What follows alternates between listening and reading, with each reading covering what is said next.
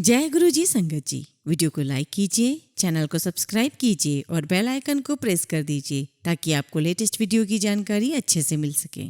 जय गुरु जी संगत जी। गुरु जी का अनंतम अनंतम शुक्राना। संगत जी, आज का सत्संग बहुत ही महत्वपूर्ण है। आप जानेंगे कि कैसे गुरु जी ने एक किसान और उसके परिवार को ब्लेस किया। संगत जी, सत्संग अंत तक जरूर सुनिए और हर सत्संग आपके लिए ब्लेसिंग्स लेकर आता है, उन्हें ग्रहण कीजिए। तो आज का सत्संग हम डुगरी से बख्शीश अंकल का सुनेंगे। तो चलिए संगत जी, सत्संग शुरू करते हैं। मेरा जन्म गुरु जी के जन्म स्थान डुगरी में हुआ था। 1996 में मैं गुरु जी की शरण में आया। मेरी बेटी का एक कान का पर्दा पिछले 12 साल से खराब था। उसे फीवर था और उसके अलावा उसे गले में खारिश रहती थी और कान में पस बहता रहता था।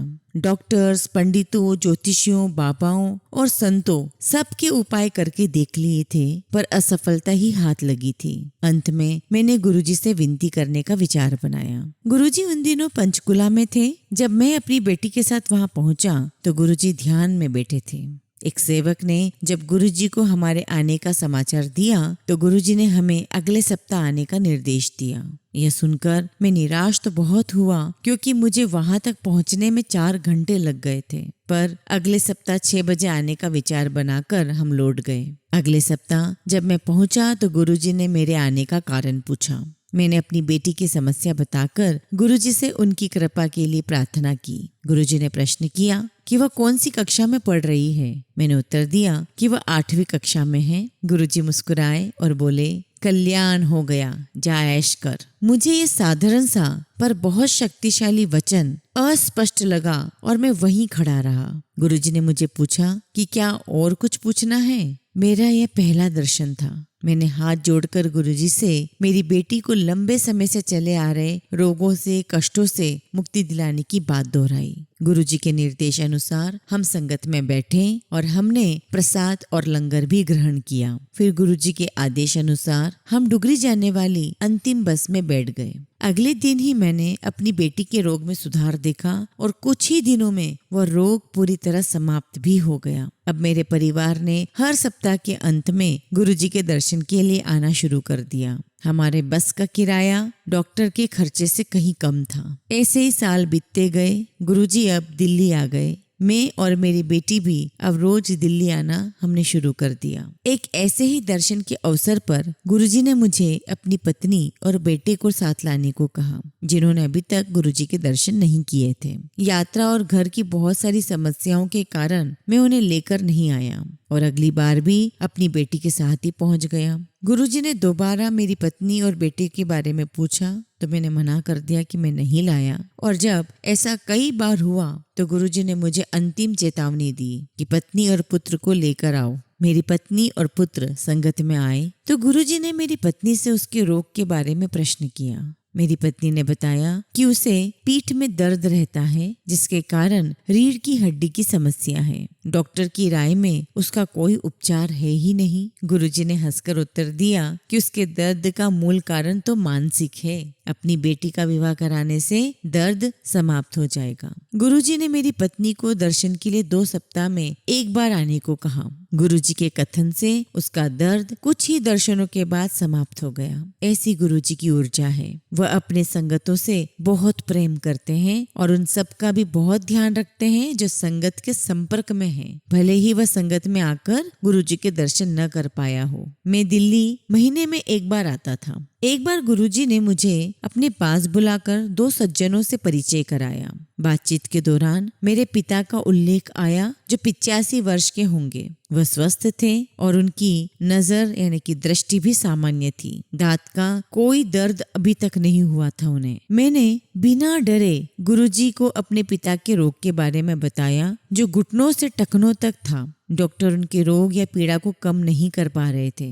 गुरुजी ने मुझे आश्वासन दिया कि वह चिंता न करे, मेरे पिता को रोग से निवृत्ति मिल जाएगी। गुरुजी ने यह भी कहा कि हालांकि डॉक्टर भी सहायता करते हैं और उन्हें भी तो अपनी जीविका अर्जित करनी है। मेरे जाते समय गुरुजी ने मुझे एक फूलों की माला दी, जो उनके किसी अन्य भक्त ने उनके चरणों में चढ़ाई थी। मुझे वह माला देकर गुरुजी ने कहा कि जल में उसे डालकर अपने पिता को उस पवित्र जल से स्नान करा लें। उसके बाद माला को पास के बहते जल में प्रवाहित कर दे। गुरुजी के निर्देश का अक्षरशः मैंने पालन किया और मेरे पिता का दर्द तुरंत समाप्त हो गया। इसके अलावा एक और महत्वपूर्ण घटना हुई। मेरे पिता गुरुजी द्वारा मोहित हो गए थे।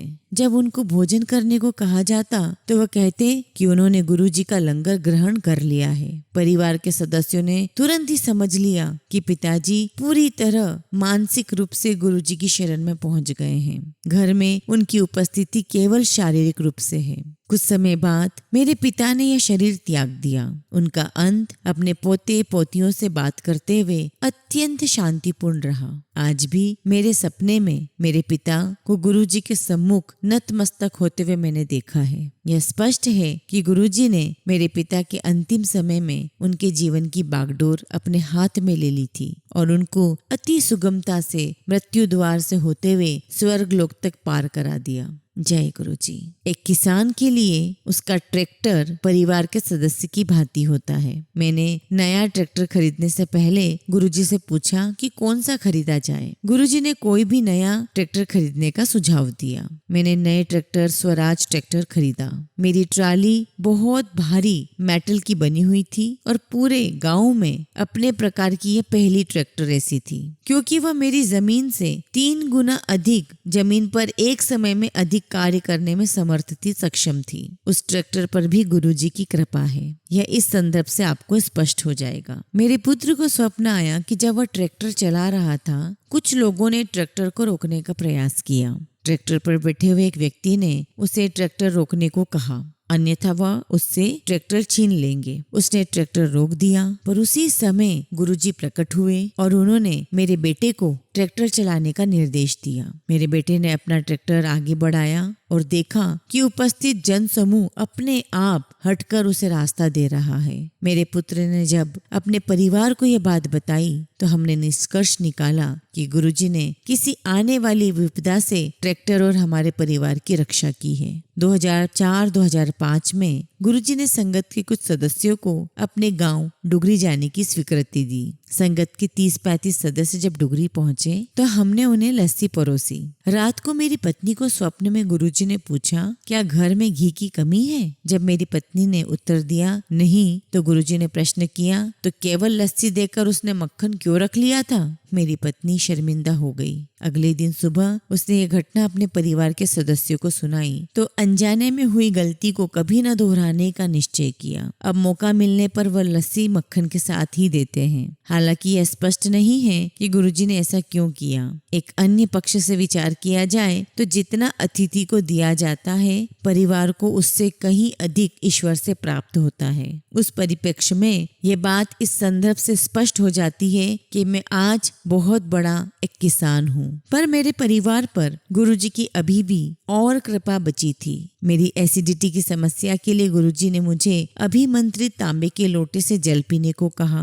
और वह रोग भी शीघ्र ही समाप्त हो गया। जब मैंने तांबे का लोटा लेकर घर लौटा तो मेरे पुत्र विनोद ने कहा कि उसे छोड़कर गुरुजी ने घर के प्रत्येक सदस्य को कुछ न कुछ दिया है। बहन और पिताजी को तांबे का लोटा दिया, माँ को स्वरूप और तांबे का लोटा दिया है, एक वही रह गया था। अगली बार जब वह गुरुजी के दर्शन के लिए पहुंचा तो गुरुजी ने उसे बुलाकर एक स्वरूप दिया। गुरुजी के इस आकस्मिक भेंट से वह बहुत सरप्राइज और बहुत खुश था। मेरे परिवार पर गुरुजी की असीम अनुकंपा है और ये यही दर्शाती है कि उनकी कृपा और संरक्षण सदा भक्त के साथ रहती है।